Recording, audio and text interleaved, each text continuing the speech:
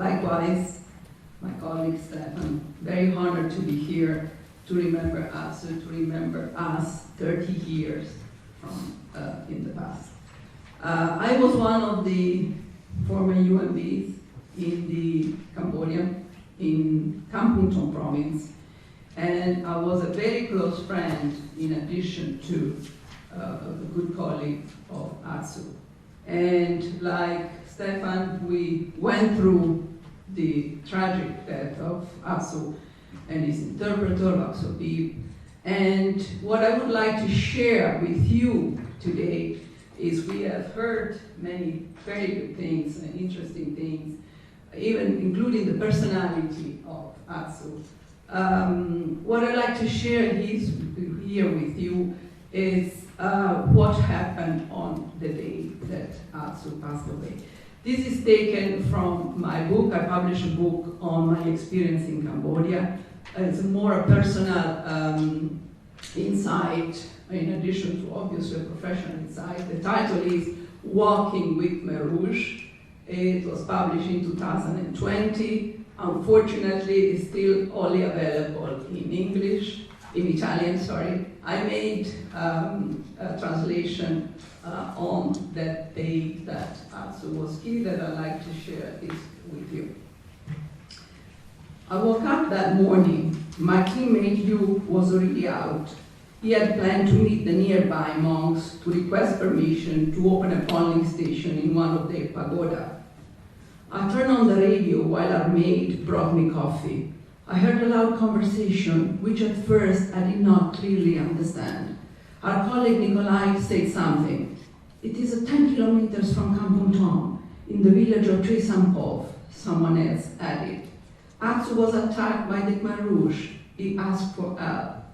Atsu is dead. Nikolai's voice resounded in the room. Atsu is dead. He uttered again.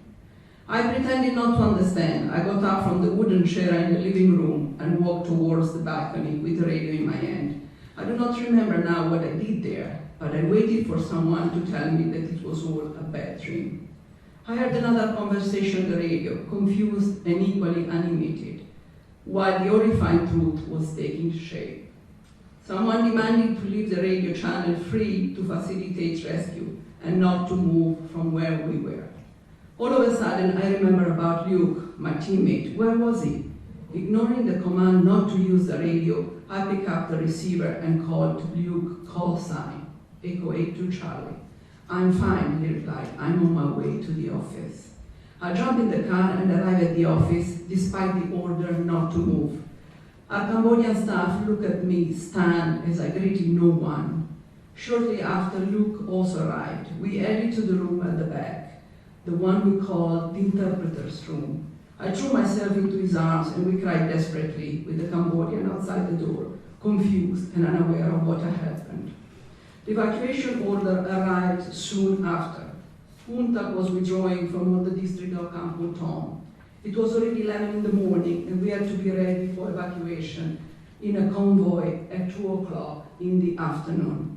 We started packing the most valuable items, the computers, the printer, important documents, without knowing exactly what we were doing. We were turning around in vain.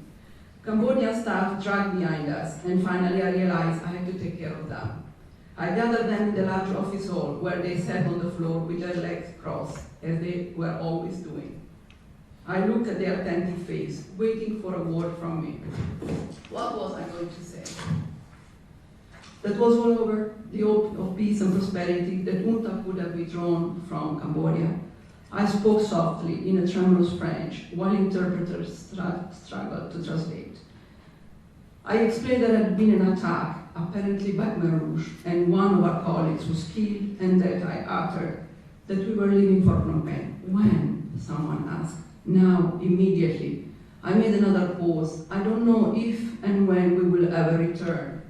By then, we already knew that no, we would have not come back. Neither now nor ever. We would have gone forever. I regained some lucidity while I uttered the last sentence.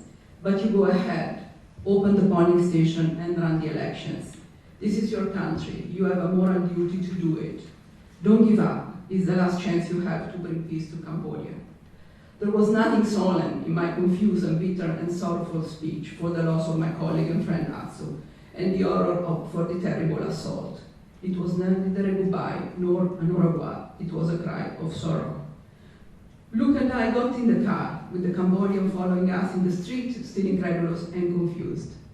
I glanced from the rear mirror as we drove through the last stretch of the road before entering the highway. I saw only a dusty spot and bewildered faces under the dust that I had myself lifted. It could have been any of us who ended up under the car with the face in the dust. Of all of us, Atsu was the one who deserved the least. He was the youngest and the purest, the one who believed more than any of us in what he was doing.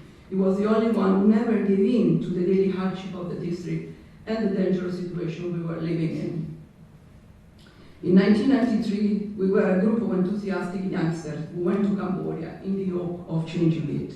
Little did we know that it would be Cambodia to change us. Only Atsu is still the young 25 years old boy, the only one to have won the battle against the tyranny of time. Thank you.